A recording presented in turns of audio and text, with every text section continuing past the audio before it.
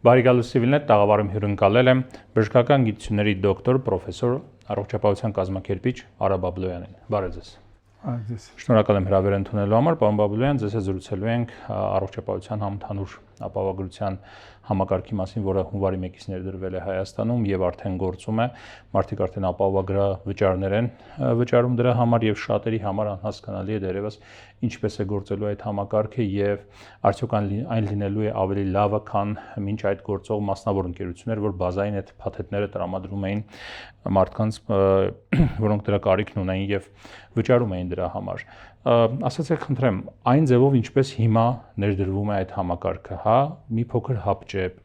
համակարգը ներդրվում է, հետո որոշում է կայացվում, որ ռեգիստր պետք է լինի, դա կառավարության երեկվա նիստի ժամանակ տեղ ունեցավ այդ որոշումը։ Դրան զուգահեռ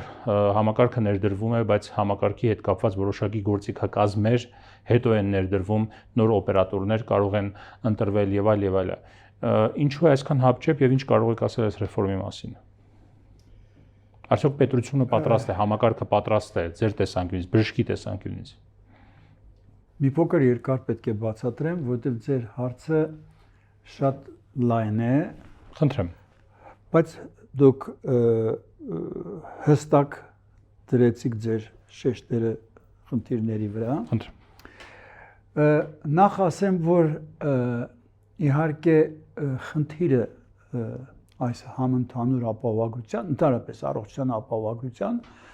պարտադիր ապահովագրության Հայաստանի առջև կանգնած է հենց անկախության սկզբից, կարելի ասել։ Այսինքն առաջին նախագիծը օրենքի ես հեղինակել եմ եւ 95 թվականին ներկայացրել ազգային ժողով։ Երբ նախարար էի, այո։ Բայց պետք է ասեմ, որ այն ժամանակ ինչու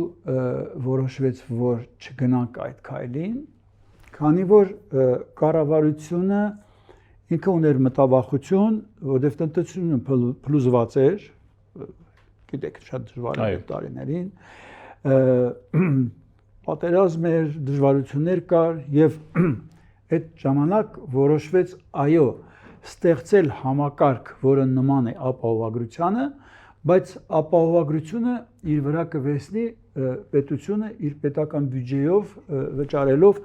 այն սոցիալական խմբերի համար, որոնք որ կորոշվեն, որ դրանք առաջնահերթ են, որ պետք է։ Եվ այդ ժամանակ որոշվեց, որ երեխաները մինչև 7 տարեկան, որ հաշմանդամներ, սոցիալապես անապահով խմբեր, մի խոսքով այդպես սկսվեց ամբողջ process-ը։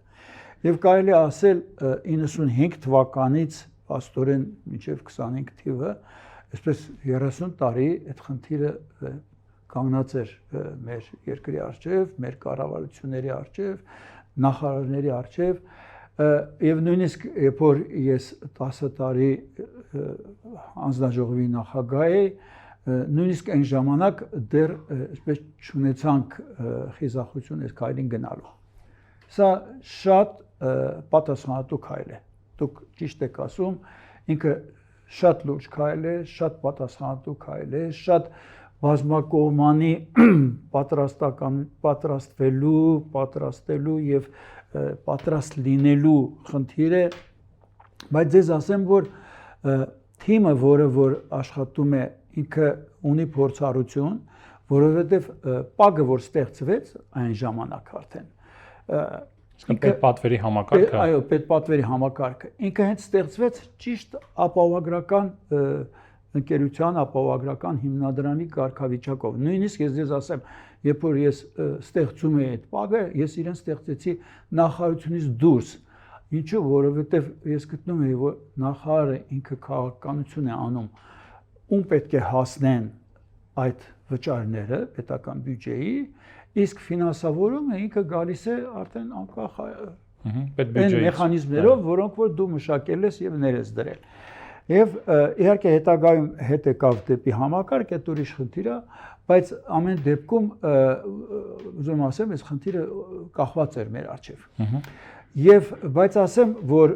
երբ որ առաջի անգամ Արսեն Թորոսյանը ներկայացրեց գաղափարը այս համապարփակ ապահովագրության, այն ժամանակ այդպես կոչվեց։ Իհարկե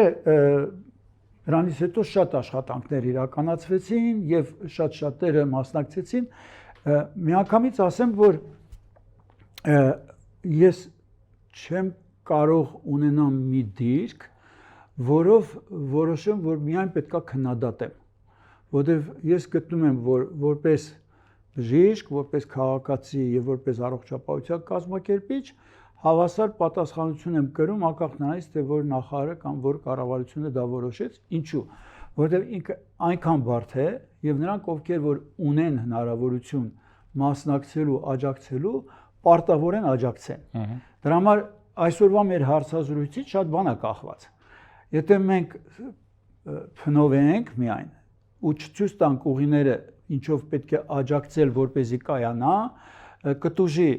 եւ հասարակությունը, եւ բժշկական հաստատությունները, եւ հիվանդները, եւ պետությունը բոլորը կտուժեն։ Շատ լավ, հիմա համակարգը պատրաստ է դրան։ Դուք որպես նաեւ բժիշկ եւ համակարգի ներկայացուցիչ, ի նկատի ունեմ հիվանդանոցային, այսպես համալիրն եք շատ լավ պատկերացնում, մեր մահճակալները, սկրինինգային այն բոլոր համակարգերը, որ պետք է տեղադրված լինեն, մարդիկ գալու են եւ հիմա էլ ավելի հետ առաջ ֆինանսական խնդիրներով պայմանավորված իրենց առողջության որոշակի հարցերի լուծումները հետաձգելու էին, հիմա գալու են եւ պահանջեն։ Օրինակ, չգիտեմ, հիմա մեր աշխատակիցները, որոնք եւս ապահովագրված են մասնավորում, դեռևս փորձում ենք այն պոլիկլինիկաների հետ կապվել ինչ որ հարցերով, արդեն եթե առաջ կապվում էինք բավական հեշտ, հիմա բավական դժվար է կապվել, ակնհայտորեն զանգերի քանակն ավելացել է պոլիկլինիկաներ։ Համակարգը պատրաստ է դրան։ Տեսեք, այս հարցը երկու մասի բաժանենք, ուրեմն համակարգ եւ դրանք, ովքեր որ կազմակերպում են այդ process-ը եւ պատասխանատվություն են կրում։ Նախ եւ առաջ ասեմ, որ մինչ այս process-ը սկսելը համակարգն էլ ինքը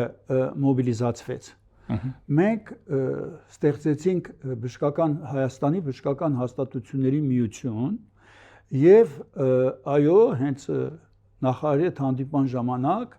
հենց առաջի հանդիպան ժամանակ, որ տեղի ունեցավ, երբ որ ինքը ապահովագրություններ ներկայացնում 2 տարի առաջ կարծեմ,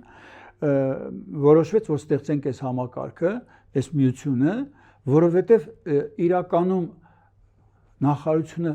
չի կարող միայնակ անել, եթե բժշկական հաստատությունները չաջակցեն process-ին։ Դրա համար միությունը հիմա հանդիպումների ժամանակ ինքը ոնց ասած պատասխանություն վերցրեց, բայց միևնույն ժամանակ մենք որոշեցինք, որ ամեն ամսվա վերջին, քանի որ պատասխանատու process է,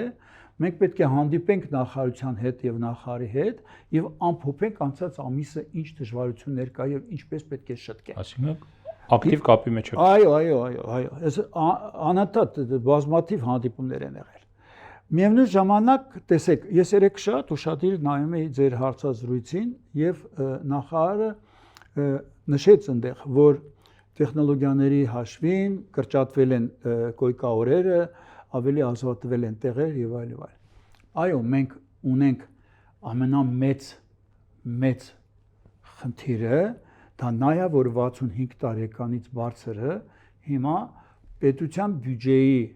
հաշվին, որտեղ մարդկանց մեջ ուրիշ մի հատ բան էլ ա մտել, որ մենք վճարում ենք, պետքա նրանք ստանան, ոչ։ Քաղաքացիները իրենք վճարում են իրենց ապահովագրությունը, իսկ 65 տարեկանից բարձրը ստանում է պետական բյուջեի հաշվին։ Այս շատ կարևոր քայլ է։ Եվ նրանք, ովքեր որ, ասենք, թոշակառու էին, բայց ոչ հաշմանդամ, նրանք չունեին իրավունք պետպատվերից օգտվելու։ Եվ այդ բանակը, այո, դրանք ունեին խնդիրներ եւ դրանք հիմա շատ ավելի կդիմեն հիվանդանոցներ։ Կլինի առաջի ժամանակը շատ դժվարություն։ Անկախ նրանից մենք տեսեք, եթե մենք որոշենք, որ հավելյալ հիվանդանոցներ կառուցենք, իրանք կլծվեին առաջի 6 ամիսը ու հետո դրանից հետո իրենք դատարկ կմնային, որովհետեւ համակարգը կսկսի բուժել այն հնուց մնացած հիվանդություններ եւ կգա հետո մի հատ այսպես ստանդարտի բալանսի կգա եւ դրա համար անիմաստ է մենք քայլեր անենք, որոնք որ դեռ այնքան էլ չենք պատկերացնում իրենց պահանջարկը։ Այսինքն շուկայական տրամաբանությունից դուրս քայլեր պետք է անենք։ Իսկ եթե մենք տեսնենք, որ պահանջարկը կա եւ ինքը շարունակվում է, բժշկական հաստատությունները իրենք ընդլայնվեն այնպես չի որ այդ ամբողջը քննարկվում է, ամբողջը մենք իրար մեջ խոսում ենք, բոլորը գիտեն եւ բոլորը ունեն այդ պատրաստակամությունը կրելու այս դժվարությունը։ Մենք շատ լավ հասկանում ենք, որ իրականում մենք դժվար փուլ ենք մտել։ Պարոն Բաբլյան, հիմա որ ասում եք նաև ձեր այդ միությունով նախարարի հետ մշտական կապի մեջ եք, բարբերաբար հանդիպում եք, խոսում եք ինչ է արվել, ինչ պետք է արվի եւ այլ, կնշեք այս համակարգի, որ հիմա այսպես նայում եք ու ամենա այսպես աչք զարնող թերությունները, որ հիմական եւ ակնհայտորեն առաջիկայում լուծման կարիք ունեն դրանք եւ պետք է լուծվեն, բավական ակտիվ եւ բավական արագ։ Տեսեք, նախ եւ առաջ այս առողջության առաջնային պահպանման օղակը պոլիկլինիկաները։ Այո, միանգամից ասեմ ձեզ, երբ որ սկիզբը սկսում ենք առողջապահության բարեփոխումները, երկու ծրագիր ենք մենք ոնց որ ասած մշակել հաստատել համաշխարհային բանկի միջոցով։ Դա առողջության առաջնային պահպանումներ, այդ առաջի օղակը, եւ ֆինանսավորումներ։ Ինչու՞, որովհետեւ ինչպես որ նախարարը նշեց, հիմնական նպատակը առողջապահության մարդկանց առողջ պահելն է։ Եվ այդ ընտանեկան բժիշկները նրանք պետք է այնպիսի ստատուս ունենան, որ իրենք նախ գնահատված լինեն։ Երկրորդը, քանի որ իրենք են այն այսպես դիրիժորները առողջության քաղաքացիների, որոնք որ իրենց մոտ գրանցված են։ Եվ այդ ընտանեկան բժիշկը ամենալավը պետք է իմանա իրեն մոտ գրանցված քաղաքացու առողջական վիճակի մասին։ Լինի դա երեխա կամ լինի դա մեծահասակ։ Խաղային ոստիկանի նման մի բան է։ Բայց ավելի փափուկ տեսակը։ Այո։ Հիմա տեսեք, ինչ խոսք, որ հիմա մեծ այսպես ծանրաբեռնվածություն անգնում, որովհետև այս 65-ից բարձրները, որովհետև նրանք ովքեր որ աշխատողներն են ու հիմա ապահովագրվել են, նրանց հոսքը շատ մեծ չի լինելու, որովհետև դրանք զբաղված մարդիկ են, եթե ինքը իսկապես հիվանդությունը նեղումանա կգնա, եթե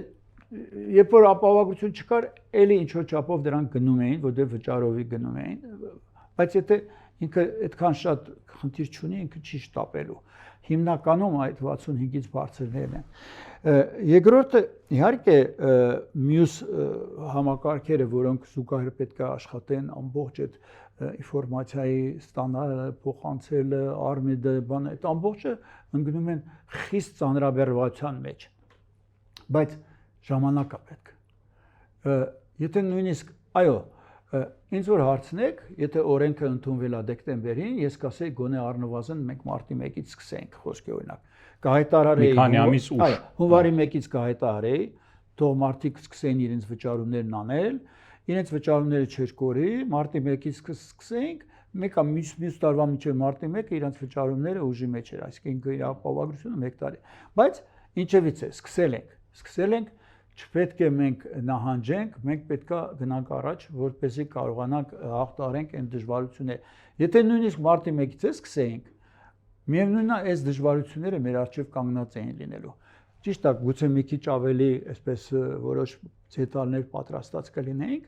բայց միևնույնն է, այս դժվարությունները պետք է կարողանանք հաղթահարենք։ Շատ լավ, այնուամենայնիվ ակնհայտորեն տարբերություն կա Երևանի հիվանդանոցների, թե ուրեմն տեխնոլոգիական զինվածության տեսանկյունից եւ թե մասնագետների ներգրավվածության եւ ներկայության տեսանկյունից, արկայության տեսանկյունից եւ մարզային կլինիկաների եւ հիվանդանոցների միջեւ, հա, բայց մարդիկ նույն վճարն են վճարելու թե մարզերում, թե Երևանում։ Սա առողջապահական իրավունքի ապահովման տեսանկյունից, մարդու առողջ լինելու այդ իրավունքի իրացման տեսանկյունից, արդարության տեսանկյունից, որքանով է արդարացի, որովհետև մարզի բնակիչը ստիպված է լինելու ինչ-որ պահից տեղափոխվել Երևան, որպեսզի ստանա համապատասխան բժշկական ծառայությունները։ Ձեր հարցը բաժանենք երկու մասի։ Մեկը մարզային հաստատություններ եւ Երևանի բժշկական հաստատություններ, դրանց տարբերությունները եւ հավասար վճարները։ Այո։ Դրանք երկու կարևոր հարցեր են։ Տեսեք, ինքը առողջապահության համակարգը իր կլասիկ համակարգը, դասական համակարգը։ Ինքը դիտարկում է 3 մակարդակ։ Առաջին մակարդակը մենք արդեն ցեզ հետ խոսեցինք, դա առողջության առաջնային պահպանումն է։ Երկրորդ մակարդակը դա այն արտահիվանդանոցային եւ հիվանդանոցային ծառայություններն են, որոնք այն հիվանդությունների ուղղված, որոնք շատ տարածված են, բայց որոնք իրենց բուժման համար բարդ տեխնոլոգիաներ չեն պահանջում։ Դրա համար ոչ միայն Հայաստան, այլ աշխարհը, ցիվիլ աշխարհը ինքը ստեղծում է այնպիսի համակարգ, որ իրենց բնակության մոտիկ լինեն այդ պոլիկլինիկաներն ու այն հիվանդանոցները, որտեղ որ եթե սուր ապենդիցիտ է կամ ճողված կա, կամ այնպիսի բաներ են, որոնք որ միտք չկա գալ Երևան, իրենք հենց տան մոտ կարողանան բուժվել։ Բայց եթե մենք փորձենք բոլոր մարզերում դնենք, ասենք, ամենաբարդ տեխնոլոգիաները, ասենք ռադիոճառագայթային թերապիաները կամ ասենք սրտի բարդ վիրահատությունները, որոնք որ իրենք ընդամենը շատ փոքր տոկոս բնակչության համար են ու տրոհենք այդ թիվը փոքր նամանման փոքր երկրի մեջ, համ փորձը ցածր կլինի, որակը ցածր կլինի, համ էֆեկտիվությունը ներդրումների չի արդարացվի։ Դրա համար սա Հայաստանը չի հնարի այս 3 մակարդակները։ Երրորդ մակարդակի բուժումները նրանք մի քանի անգամ ավել գումար են պահանջում, քան թե 3 միլիոն սպասարկող առաջին մակարդակը օրինակ, բայց առաջին մակարդակի այդ փոքր բյուջեն ապահովում է էֆեկտիվությամբ շատ ավելի բարձր էֆեկտիվություն առողջ պահելու, եթե կանխարգելի չէ ինքը։ Այո, կանխարգելի չէ, որպեսզի այն ձեր կանխարգելի չհասնել ասեմ մտնում, որպեսզի մարդիկ երրորդին չհասնեն։ Պատկերացեցիք, չէ՞։ Իսկ երրորդի դեպքում պետք է գնան այն կլինիկաները, որտեղ կա կուտակված փորձ, պացիենտների մեծ բանակ, այսպես ասած, եւ այո, որտեղ իրենք իրանց ստեղծումը թանկ է։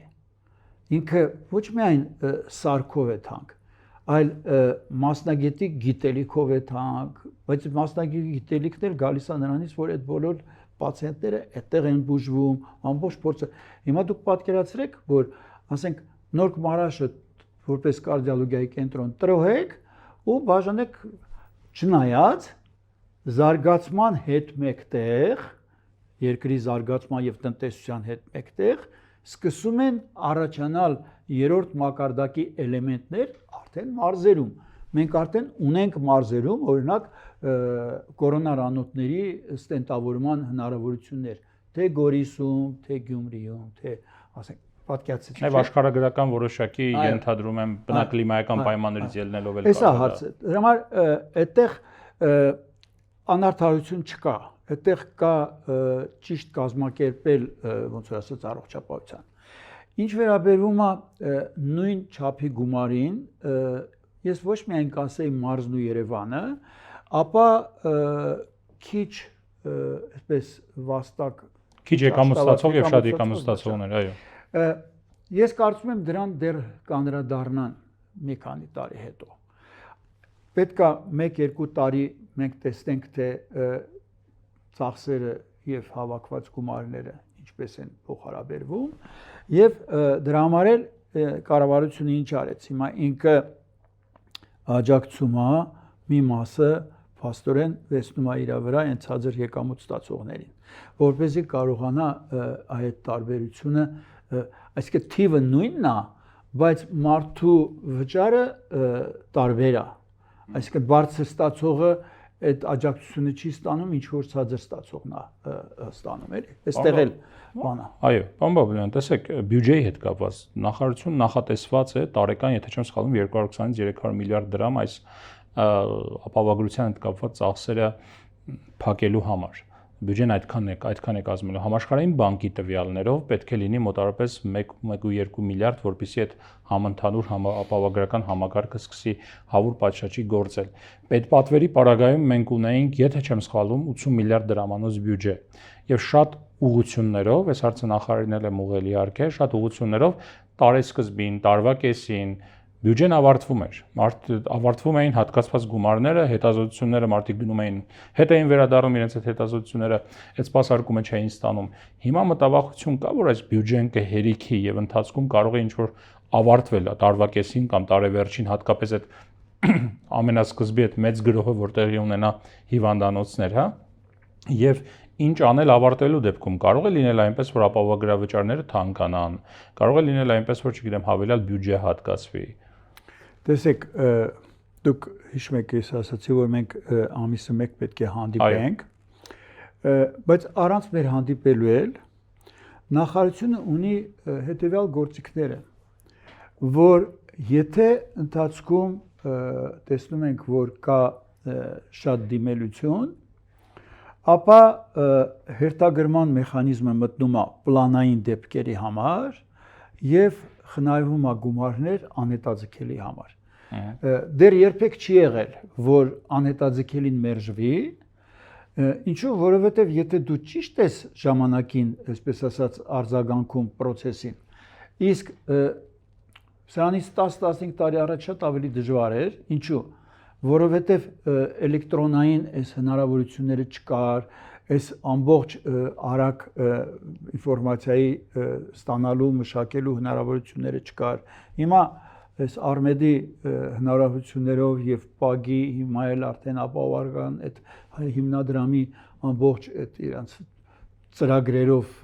ինֆորմացիոն ծրագրերով դու կարող ես միած սեղմես կոճակը, քեզ ամբողջ միանգամից բերի, թե դու ինչ ես ուզում տեսնես անցած 3 ամիսների ընթացքում։ Ու եթե դու տեսնում ես, որ ինքը տենդենս կա, ու դու տեսնում ես այդ տենդենսը որ խումբ ծառայությունների մեջ է, ասենք ավելի ծախսերը բարձրացել, դու կարողանում ես անմիջապես կառավարել, ու եթե հերթագրես պլանայինները, դու խնդիր չունես։ Դու պետք է առաջերտին պաշտպանես անհետաձգելին եւ առաջերտին պաշտպանես այն պրոֆիլակտիկ միջոցառումները, ասենք վակցինացիաները, բաներ, որոնք կանխարգելում են էպիդեմիաները։ Պատկերացեք, չէ՞։ Այս սա կարևոր է։ Ես ես ուրիշ մի բան ասեմ։ Քանի որ մեր համար, չգիտեմ, ես կարող եմ պատահի ֆրանկոֆոն եմ, ինձ համար շատ հոգեհարազատ էր ֆրանսիական համակարգը սկիզբը, դեռ security social-ի հետ շատ եմ շփվել, բայց երբ որ մենք սահմանափակ բյուջե դրեցինք, այսինքն ասացինք, որ դուք չեք կարող անսահման օգտվել, եթե շատ է, մենք պետք է հերթագրենք, իհարկե ֆրանսիացի իմ գործընկերները ասացին, գիտեք, ոնց որ թե մի փոքր բան եք անում, մարդու իրավունքները սահմանափակում եք, բայց սրանից 4 կամ 5 տարի առաջ իրանք մտցրեցին նույն մեխանիզմը։ Հերթագրման։ Որովհետև նայեք, ինչ է լինում։ Տեսեք, ասենք աշխատողները, որոնք որ ստեղծում են այդ բյուջեն, այդ գումարները, որ հավաքագրվում են, լինի պետության բյուջեն, լինի ապահովագրական վճարները։ Նրանք ասենք 63 կամ 65 տարեկաններն են։ Կյանքի տևողությունը երկարում է, ինչքան երկարում է, այնքան հիվանդությունները շատանում են։ Այսինքն փող հավաքողները մնում են նույնը, բայց սպառողները շատանում են։ Նշանակում է անընդհատ դուք պետք է կարողանաք ճիշտ բալանսի բերեք։ Այս հեշտ բան չի, դուք տեսնում եք եվրոպական երկրները մեծ ընդհարումներ ունեն պրոֆեսիաների, բաների հետ։ Հատկապես նվազող դեմոգրաֆիայի պայմաններում։ Սա հարցը։ Դրա համար այստեղ ու այդ որ նվազում է, երիտասարդները գնում են ուրիշ տեղ աշխատելու, եկամուտները պակասում են, ծերուկները մնում են այդ երկրում։ Փաստորեն դժվարությունները քանի գնալու են, այնքան էլ շատանալու են, այդպես չի որ հեշտանալու է։ Դա համար կարող է ինչ-որ բայց մտածեն կենսաթոշակային տարիքի ավելացման մասին։ Աշխարհն ենք գոնե այդ ճանապարհով գնում։ Լավ, պարոն Բաբուլյան, իսկ ճիշտ է ընդհանրապես ունենալ մոնոպոլիստ, պետական մոնոպոլիա ոլորտում պարտադիր ապահովագրություն սահմանել եւ ասել, գիտեք, այդ բազային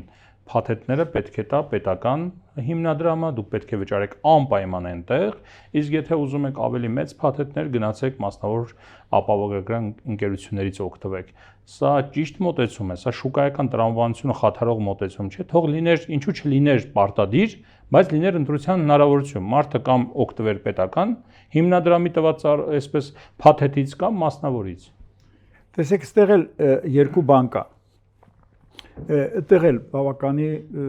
քննարկումներ են եղել եւ երեք էլ նախարարը ասեց շարունակում ենք աշխատենք մասնավորների հետ, որ տեսնենք բան։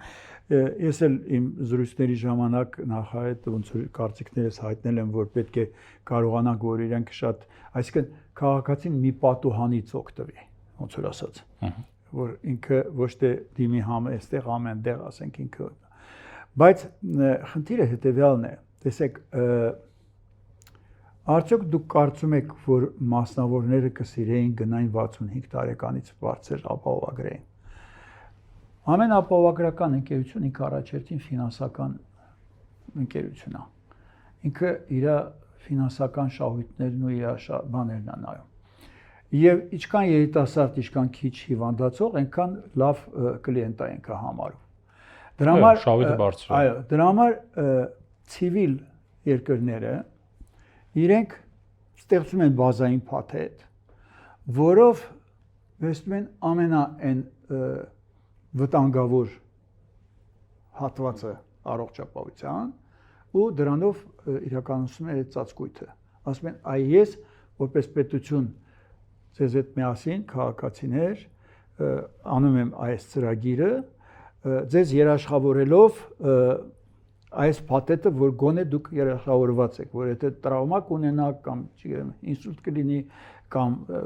ինֆարկտի դուրը կկանգնեք ներողություն, այսպես չպարզ ասեմ, որ ժողովրդին պարզ լինի։ Ես ձեզ երաշխավորում եմ, ձեր մեջքին կանգնած եմ։ Բայց դրանից ավել, իհարկե, դուք ազատ եք ու ինքը իրականում ազատ երկրի լիբերալ շուկայի հնարավորություն է։ Եթե օրինակ ես ձեզ ասեմ, մեր հիվանդանոցը 20 տարի իրեն 900-ից ավել աշխատակիցներին մեծ համալիր է Արաբկիրը ապահովագրում է, ամիսը 10,000 դրամ էր, 120,000 դրամ տարեկան, 10,000-ից 3,000-ը վճարում էր աշխատակիցը, 7,000-ը հիվանդանոցը։ Հիմա արդեն 3,000-ը աշխատակիցը չի վճարի, որովհետև ինքը պետք է իրեն վճարն անի իրեն բազային փաթեթ ունենալու համար, արդեն մենք ապահովագրական ընկերության հետ պետք է մտածենք այս 7,000-ին ինքը ինչ առաջարկություններ է տալու,